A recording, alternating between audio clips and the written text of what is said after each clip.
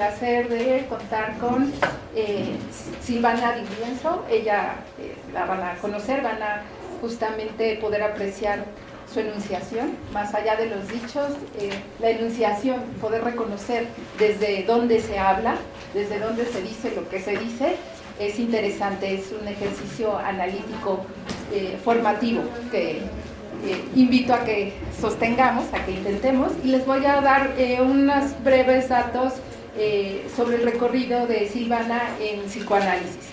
Silvana Di Rienzo es psicoanalista, es miembro de la nueva escuela lacaniana, miembro de la Asociación Mundial de Psicoanálisis, AMP. Es responsable en la ANEL Ciudad de México del Observatorio de la Federación Americana de Psicoanálisis de Orientación Lacaniana, FAPOL, para el eje las mujeres y las violencias en Latinoamérica.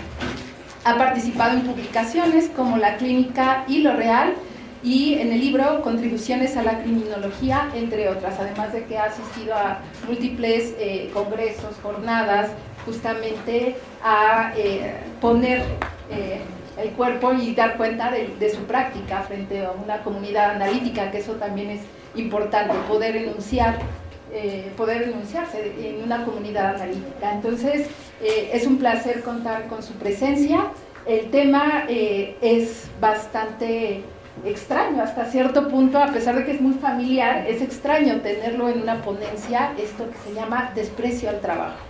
Entonces, pues esperemos que nos traiga un buen pretexto para la conversación que tendremos al final de su intervención. Entonces, recuerden, la escuchamos y después seguimos a la conversación.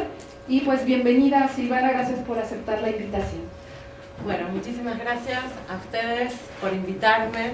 Muchas gracias al Centro Lacaniano de Investigación en Psicoanálisis y a los colegas. Estas ocasiones para mí me entusiasman mucho estas invitaciones. Siempre porque desde la conversación... ¿Se escucha? No se escucha. No. Ay, y aquí hay un novio. Ahí llega. Ahí. A ver, dale. ¿Ahí se escucha? Sí. Suponemos que sí. Ok. Bueno, decía que a mí me entusiasman estas invitaciones porque, bueno, siempre enriquece mucho la conversación en espacios en los que uno no circula habitualmente y además me ponen al trabajo. Y como decía Diana, a mí el título, Desprecio al Trabajo, me pareció un tanto enigmático en la primera leída.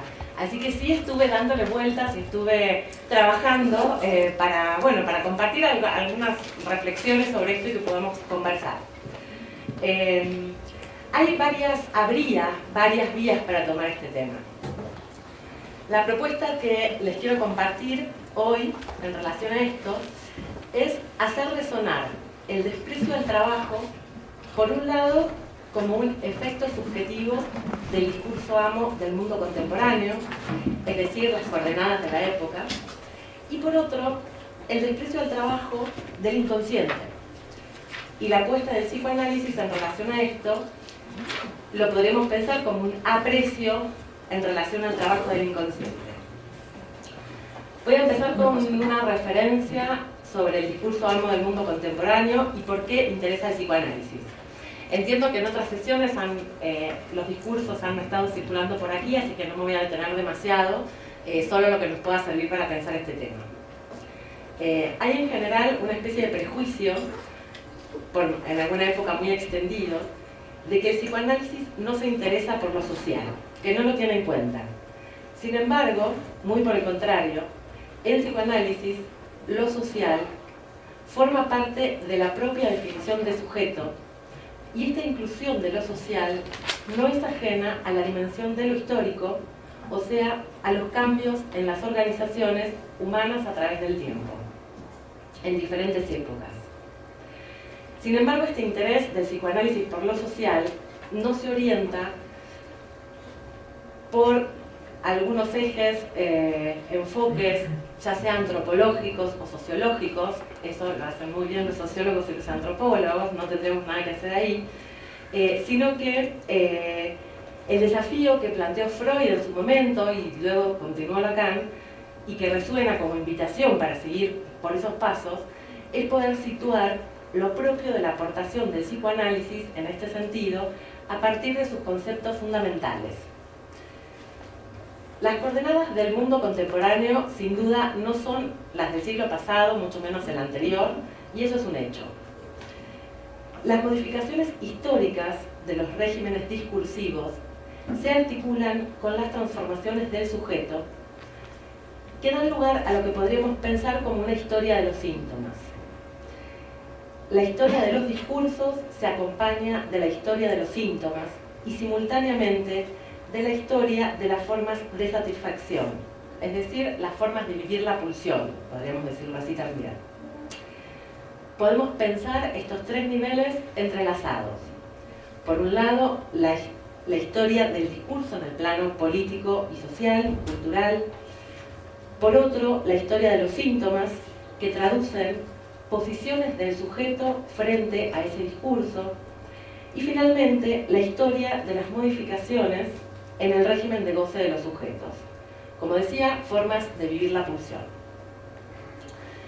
Lejos de enredarnos en cualquier juicio de valor o nostálgicamente decir todo tiempo pasado fue mejor, o si es mejor antes o ahora, el desafío en realidad es, frente a esto que efectivamente cambió, muchas cosas, las coordenadas han cambiado, es poder intentar una lectura de estas coordenadas del mundo contemporáneo en el campo que nos compete. ¿Y por qué? Justo por lo que decía antes, porque los discursos amos de cada época tienen efecto en las subjetividades, en las formas de vivir la pulsión y en la presentación de los síntomas. En el siglo pasado, tiempos de Freud, el discurso de la época estaba comandado por los significantes amo de la tradición, regulando y ordenando, la moral civilizada, como la llamaba Freud, con sus prohibiciones y mandatos, daba una especie de brújula al sujeto para orientarse. La crueldad de la moral victoriana daba un punto de apoyo porque inhibía. El psicoanálisis, de hecho, surge como una respuesta al malestar de la cultura de esa época. El malestar de un sujeto sumergido en una civilización que frenaba, inhibía y reprimía la satisfacción pulsional. Los síntomas con los que se encuentra Freud en las histéricas dan cuenta y denuncian ese estado de cosas. Las parálisis histéricas, por ejemplo, que encontramos en los historiales freudianos, daban cuenta de un mecanismo que en parte era una defensa contra ese impulso reprobable, desde la instancia de la conciencia moral, que era necesario sofocar. Citando a Miller en la conferencia de Comandatúa de 2004, y volviendo a nuestros días, los sujetos contemporáneos hipermodernos, por el contrario, se presentan desinhibidos, desorientados, dice Miller. Miller se pregunta en esta conferencia si haber perdido esa brújula, si estar sin brújula es estar sin discurso. Ciertamente no, solo que se trata de un discurso diferente. Un discurso que invita a atravesar las inhibiciones y tiene otros efectos en los sujetos, en el lazo social y en los cuerpos. Los síntomas contemporáneos no tienen la misma presentación en general que los que leemos en los historiales freudianos. Los cuerpos se presentan afectados, pero de otra forma. Ataques de pánico, ansiedad, adicciones, depresiones, son las presentaciones que vemos hoy en los consultorios. En nuestros días, el discurso de la época está comandado por la ciencia y la tecnología al servicio del sistema capitalista. Habitamos un mundo donde reina el todo es posible, en oposición a las prohibiciones. Los objetos de consumo se multiplican y, parafraseando una publicidad de una tienda departamental, la felicidad existe, hay que saber dónde encontrarla. La satisfacción plena, la felicidad absoluta, esto planteado como posible, puede sin embargo volverse un imperativo. Y esto no es sin consecuencias para el sujeto. Estas coordenadas son muy afines a la ferocidad del super-yo y su imperativo goza. y este empuje al goce se juega en distintos ámbitos, que por supuesto, muy acorde con la época, ha sido clasificado, nombrado, agrupado, desagrupado. Adictos a las compras, adictos al sexo, adictos al trabajo, adictos a las sustancias, etcétera, etcétera. Y en este contexto, ¿cómo podemos pensar el afecto del desprecio? Lo primero que encontré intentando un rastreo del término en Freud y Lacan fue lo siguiente. El desprecio, mencionado en la retórica freudiana, rara vez está solo. Habitualmente va con un acompañante que es medio pariente cercano y bajo la forma de pareja. Desprecio y burla, desprecio y odio, desprecio y cólera, desprecio e indignación. Me interesa en particular, para pensar en el tema que nos convoca, la articulación entre desprecio e indignación, ya que hay aquí una derivación hacia la dignidad, lo digno y lo indigno. En el desprecio algo se deprecia, pierde o rebaja su valor. Podríamos pensar que lo que es despreciado pierde algo de su dignidad. En Freud también, y un poco en esta segunda resonancia que planteaba del título de este encuentro, encontramos la referencia al desprecio en relación a alguna forma de resistencia al psicoanálisis. Desprecio por el inconsciente, desprecio por el valor de un sueño, por la verdad que se desprende de un lapsus o de un chiste. El desprecio pareciera así ubicarse en las antípodas del inconsciente, en el sentido que destituye la experiencia del inconsciente en tanto tal al producir un no querer saber de eso. En relación a Lacan, me voy a centrar principalmente en el seminario 7, la ética del psicoanálisis, que es de los años 59-60, que me resultó muy orientador para pensar este tema. Y en este seminario Lacan habla del desprecio en relación al campo de la ética. Más puntualmente, podría decir, habla del desprecio de sí mismo, del sujeto, asociado al haber cedido en su deseo. Desprecio de una propia traición del sujeto. Esta ética, orientada por el deseo que desarrolla Lacan en este seminario, se diferencia, Lacan se ocupa de dejar bien claro que se diferencia de las posiciones filosóficas al respecto de la ética en relación a la moral, al bien, a lo general, es decir, el bien común, el para todos. Lacan deja bien en claro que la ética de la que se trata es otra cosa. La ética de la que hablamos, a la que nos lleva el psicoanálisis, se refiere a la relación de la acción con el deseo que la habita. Y en este sentido podemos ya pensar que el deseo que habita a la acción de un sujeto es singular. De cada sujeto, uno por uno, no generalizable en ninguna circunstancia.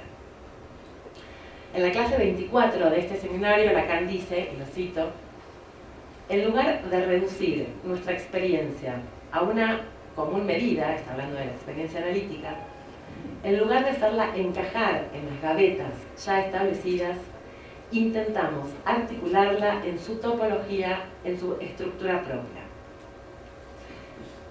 Y si bien este seminario es por una década anterior al seminario 17, al reverso del psicoanálisis, en el que Lacan plantea los 4 discursos como formas posibles de lazo social,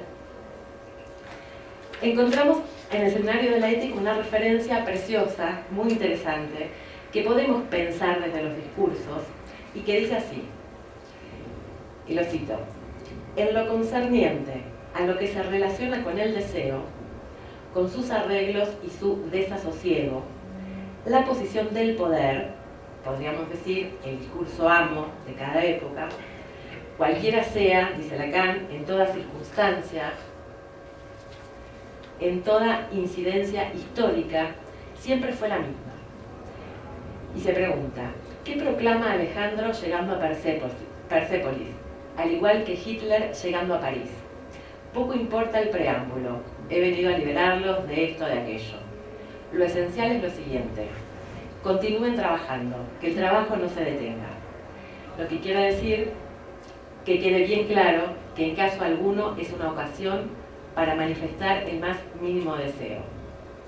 La moral del poder al servicio de los bienes es, en cuanto a los deseos, dice Lacan, pueden ustedes esperar sentados. Esto ya también nos da una pauta de que la cuestión del deseo que habita la acción de cada sujeto, el querer saber o no sobre ese asunto, es algo que recae enteramente sobre el sujeto. Una parte del mundo está organizada resueltamente en el servicio de los bienes, rechazando todo lo que concierne a la relación del hombre con el deseo, operando una especie de degradación del deseo. La única cosa de la que el sujeto puede ser culpable, al menos analíticamente hablando, es de haber cedido en su deseo. Y en este sentido, dice Lacan, que hacer las cosas en nombre del bien, y sobre todo en nombre del bien del otro, es lo que está muy lejos de ponernos al abrigo, no solo de la culpa, sino de toda una suerte de catástrofes interiores. Suena mal.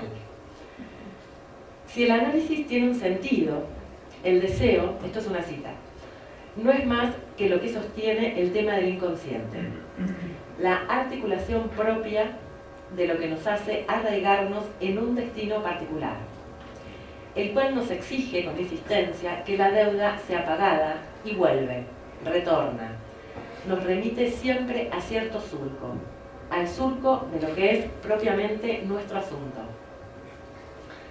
El ceder en su deseo se acompaña siempre en el destino del sujeto de alguna traición. En este seminario Lacan hace le da un tinte bastante de tragedia a esto.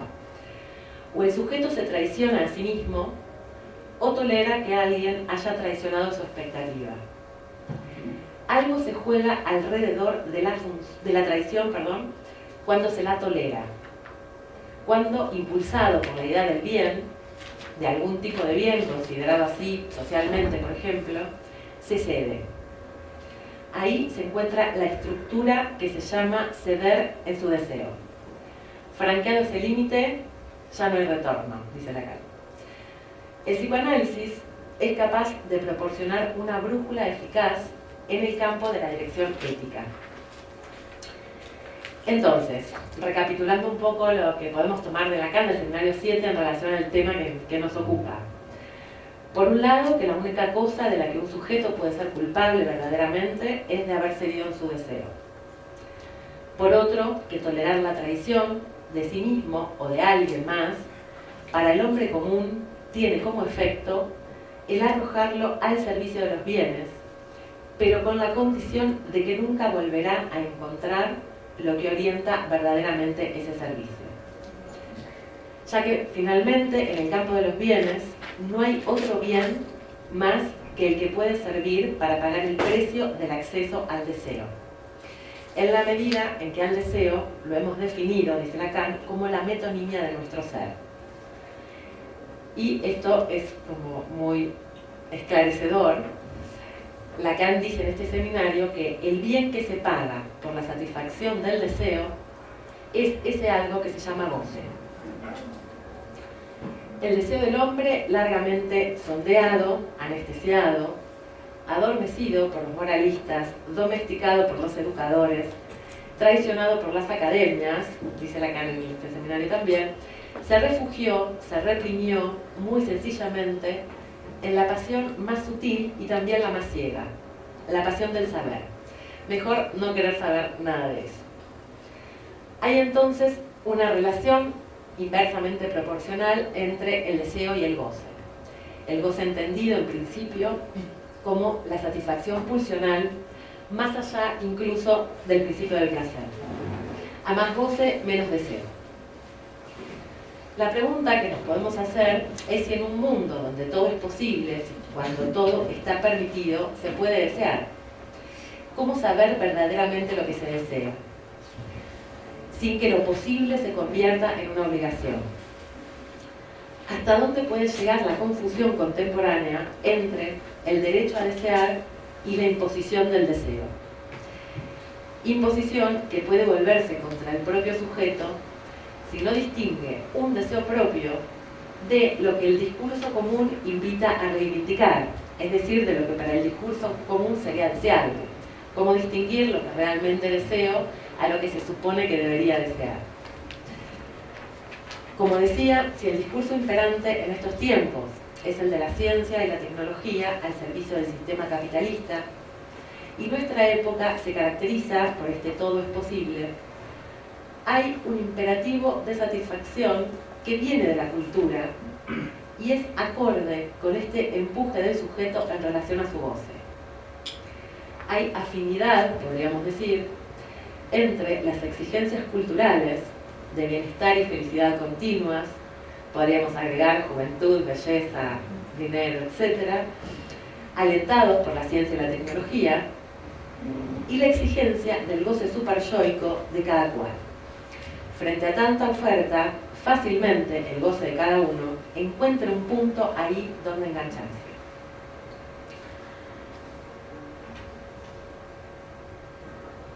El superyo moderno impregna el estilo hedonista de la época con un carácter adictivo y compulsivo.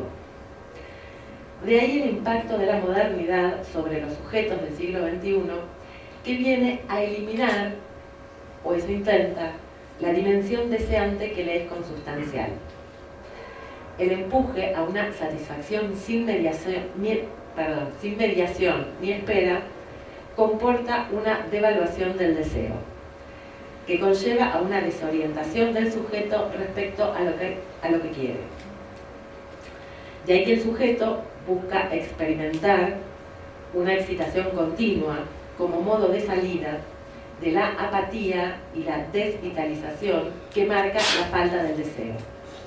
Porque el deseo vivifica, es lo que mueve al sujeto, es dinámico, cuando del lado del goce solo hay repetición de lo mismo, mortificante las más de las veces. Hay entonces, decía, una relación entre el deseo y el goce. Y las coordenadas del mundo contemporáneo han tenido como efecto un cambio de fuerzas en detrimento del deseo. En la época freudiana, la tradición, las prohibiciones, los límites, el imperio de la ley y la moral, el peso de los ideales, comandaban el discurso. A partir de la declinación de esta configuración, y cada vez más, lo que comanda el discurso está orientado a la satisfacción. Pero, como decía, una cosa es pensar a la satisfacción como posible y otra es pensarla como imperativo. Este empuje deja muy poco margen para la pregunta por el deseo propio, singular, de cada uno. Y el ceder en el deseo está muy presente en la problemática contemporánea y esto no es sin consecuencias subjetivas. Por otra parte, y esto como un tinte de color al asunto, a esta consideración que mencionaba de Lacan del Seminario 7, de que a quien está en la posición de poder lo único que le interesa realmente, en el fondo, es que se siga trabajando, que no se deje de trabajar, le podemos sumar que en la actualidad las relaciones laborales tienen el sesgo de la época. Los significantes del discurso amo han atravesado las relaciones laborales. Hablamos hoy, por ejemplo, de capital humano, productividad, evaluaciones de desempeño, mediciones, estadísticas. Y si bien por un lado hay todo un terreno ganado en relación a los derechos de los trabajadores, por otro, también, y cada vez más, se corre el velo y queda un poco al descubierto a los trabajadores funcionando como partes de un engranaje de la maquinaria que sostiene el sistema. El sujeto queda entonces un poco eclipsado por la función. Por ejemplo, en muchos países desarrollados hay como mucho dinero invertido en campañas estatales y demás para prevenir, intentar prevenir esta epidemia moderna que es la depresión. Que tiene, lo que se ve en estas cuestiones es todo el tiempo como dos caras. Digamos, por un lado la preocupación por la salud mental, pero tiene la otra cara de que un sujeto deprimido no puede trabajar. Entonces es mejor que no se deprima. Pero lo que ocurre es que en estas circunstancias y ante la menor sospecha de alguna posible depresión, la prescripción de antidepresivos y ansiolíticos está a la orden del día. Acá hoy estaba leyendo una noticia de que las empresas tendrán multas millonarias si no se ocupan del estrés de los trabajadores. Podemos pensarlo también, digamos, tiene como dos caras. No hay nada que sea blanco o negro en estos asuntos, pero hay como dos caras en juego de estas cosas. Por lo menos así lo veo. Vuelvo al desprecio. Lacan, para tratar el tema de los afectos, que separa desde el inicio de los sentimientos, dice no es eso, y los define como pasiones, indica que el lugar para tratar las pasiones es a partir de la ética, es decir, a partir de la ética del deseo. Por otra parte, clínicamente, argumenta con Freud esto ya lo había dicho, que los afectos no están reprimidos sino desplazados. El afecto dice que el sujeto está afectado por las relaciones con el otro y con su goce. Considerado esto, cabe la pregunta, cuando pensamos en el desprecio al trabajo, ¿qué se desprecia? ¿Desprecio a qué? Una hipótesis posible es desprecio por ceder al propio deseo y por no querer saber nada de eso. Desprecio que es el precio a pagar por la vivencia de pérdida de dignidad subjetiva. Para Lacan, sabemos que ser objeto causa del deseo es lo que concede máxima dignidad al sujeto. Y esta dignidad no está dada, es algo a lograr, a menos claro que se ceda directamente. Porque si de lo que se trata es de producir, de que el trabajo no se interrumpa, en cuanto a los deseos, es mejor esperar sentados. La singularidad del sujeto es suprimida o muchas veces rechazada.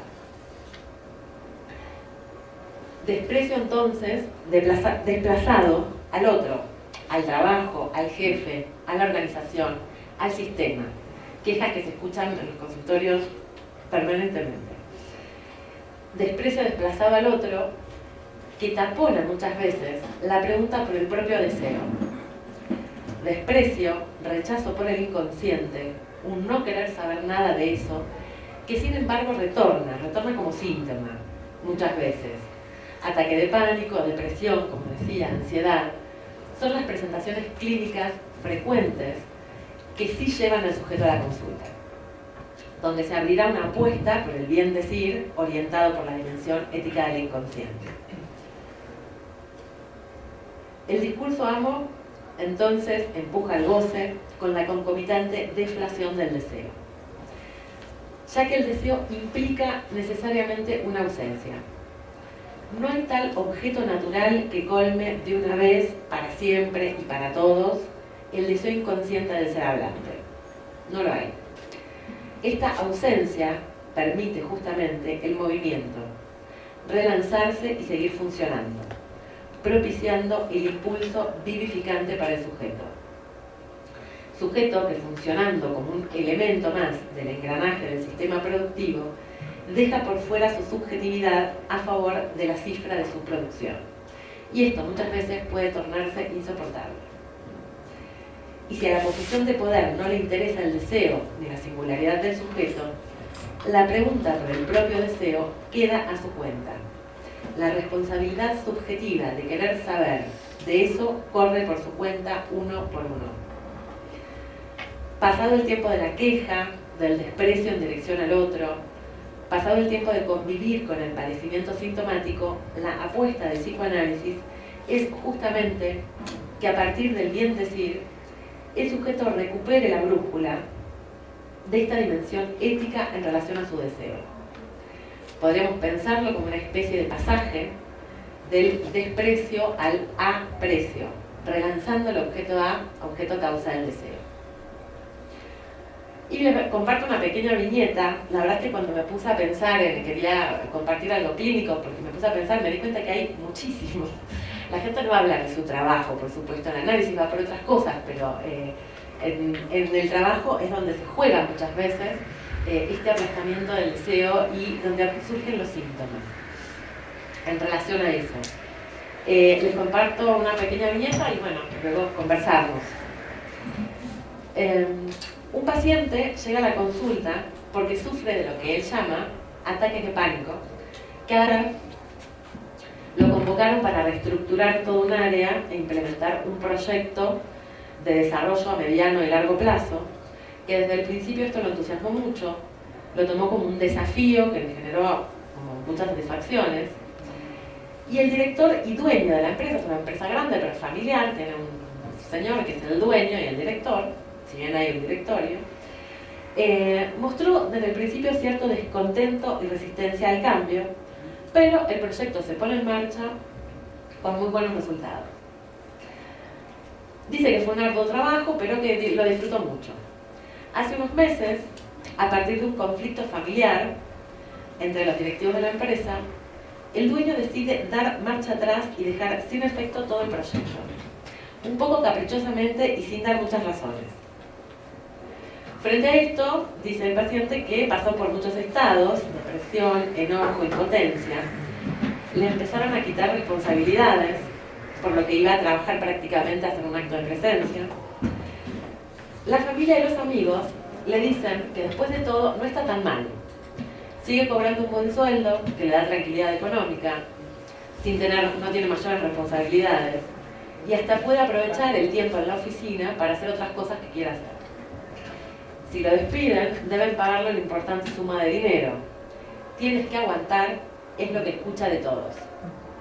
Pasado un tiempo en esta situación, se empieza a hacer a la idea de que se trata de aguantar.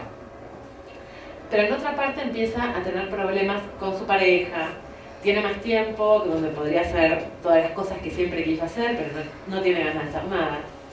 Y empiezan estos ataques de pánico que lo llevan a la consulta.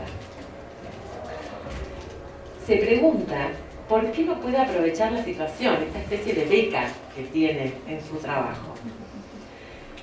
Dice incluso que cada día se siente que está ganando la pulseada, porque ellos le siguen pagando un muy buen sueldo y ni siquiera lo molestan. De hecho, ni lo registran mucho. Pero por otro lado, se siente inmóvil, humillado y aplastado, son sus palabras. Surge en el trabajo analítico la pregunta por lo que él está pagando mientras espera la dichosa indemnización. Y algo se empieza a mover, apostando al bien decir en la transferencia. Hasta ahí.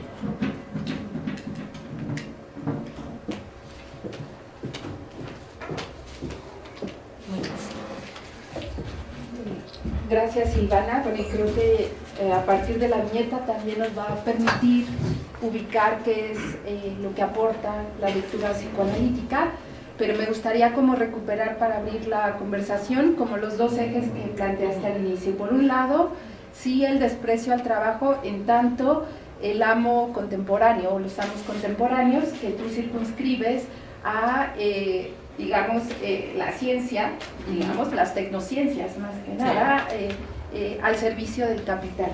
Entonces, algo de eso como síntoma se está presentando como desprecio al trabajo, y es algo interesante si lo podemos pensar en tanto, bueno, la revolución industrial ya tiene muchos años, y pareciera ser que como que el primer impulso o el primer efecto, de los primeros efectos era como impulsar esta idea de que uno se puede hacer solo, o sea, basta con que se esmere.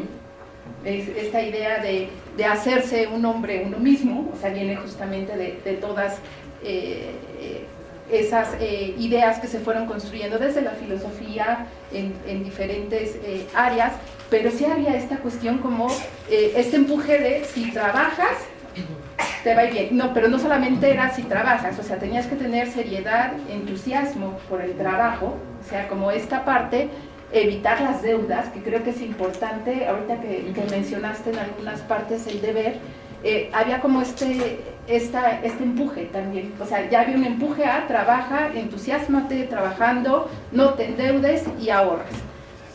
Entonces, parece ser que a algunos les funcionó, es un poco en lo que está sustentado el sueño americano, pero al mismo tiempo, la propia dinámica de los mercados produjo lo contrario, o sea, ni el ahorro es suficiente, sobre todo ya en esta época lo sabemos, o sea, ahorrando no van a ser una empresa, por ejemplo,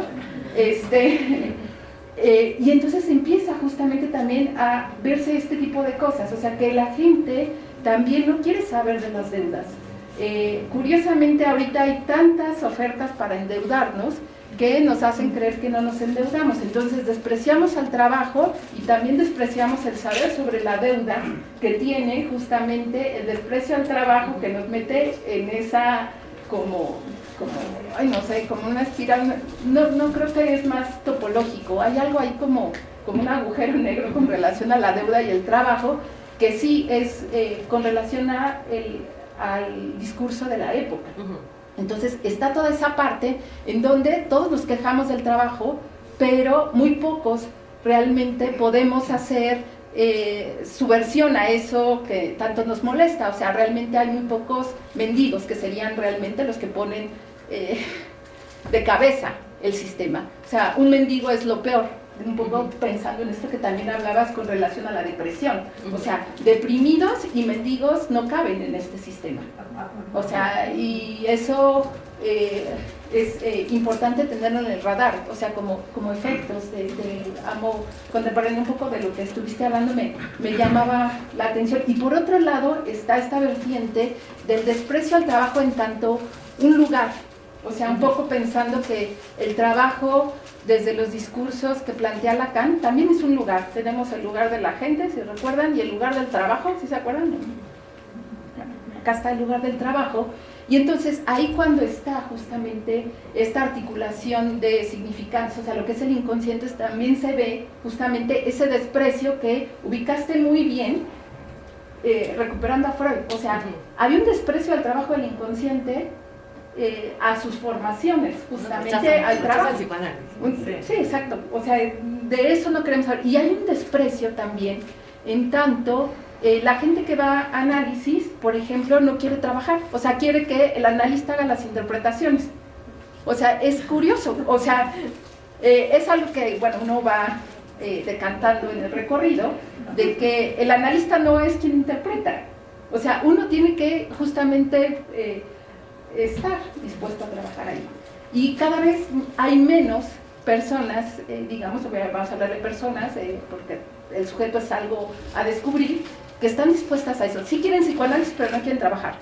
Entonces, es extraño, es justamente cómo se presenta esto en el consultorio, y además aderezado por todas estas cuestiones que planteaste, que es muy común los ataques de pánico. Llegué al trabajo y me dio un ataque de pánico, ya no pude trabajar, me dio ansiedad o este tipo de cosas. Entonces, hay como muchas cosas que podemos, creo que, reflexionar a partir de lo que nos trae Silvana, para pensar justamente qué de la ética de cada uno. O sea, porque al final también hay algo ahí que mencionaste, o sea, que cada uno tendrá que enunciar, no hay un para todos, y sobre todo en esta cuestión del trabajo. Entonces, bueno, o sea, sí me hiciste realmente trabajar. No, el tema me hizo a mí trabajar mucho. Como tal, o sea, sí. Entonces, como pensarlo desde esas coordenadas. Tenemos esto de los discursos amos de la época, y también el desprecio al inconsciente en tanto el inconsciente trabaja. Entonces, pues abrimos justamente a sus intervenciones, que recuerden pueden ser preguntas, comentarios, apuestas. Entonces los escuchamos y Silvana seguramente les podrá decir algo. Bueno, mientras piensan sí. y a quién quiere participar, me quedo pensando en esto, que en relación al trabajo, hay, por lo menos en Argentina, el peronismo, nuestros abuelos nos han transmitido una frase que hemos escuchado desde muy chicos, que el trabajo dignifica. Es una frase como que se usa mucho. Y es real, digamos, hay algo del trabajo. El trabajo no tiene por qué ser mortificante. La pregunta tiene que ser algo, si está sostenido. Creo que el chiste del asunto es justamente el deseo, la pregunta por el deseo.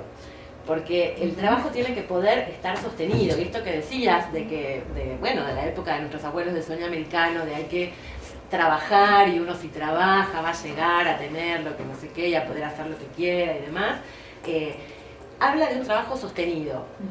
Y lo que se escucha mucho en la clínica, con pacientes muy jóvenes, conversando con colegas, y esto es así algo como que le pusimos un nombre que es como la fantasía del golpe de suerte. Hoy por hoy, lo que se ve, por lo menos en la clínica, digo, no generalizo porque estoy hablando de lo que se encuentra en la clínica, es que los muy jóvenes apelan al golpe de suerte. Como no hay posibilidad de sostener algo, que para sostener, insisto, es necesario un deseo para sostener, si no, uno no podría hacer una carrera y estar 6 años en la universidad, trabajar y hacer, o sea, sin un deseo que sostenga eso es imposible. Es, digamos, es posible, pero es una tortura. Uno para ir a trabajar tiene que tener ganas de ir a trabajar. Si uno le da un ataque de pánico cuando se va a subir al auto y no se puede preguntar ¿qué tengo que ver yo con esto? Tenemos un problema. O sea, no entiendo qué me está pasando. Bueno, tenemos un problema. Creo que el tema del deseo es lo que posibilita, más allá del sistema, porque bueno, es lo que hay, el sistema es así, la tecnología y la ciencia comandan el asunto y demás, es que cada uno pueda sostener con su deseo el trabajo o lo que sea, digamos, que implica un tiempo.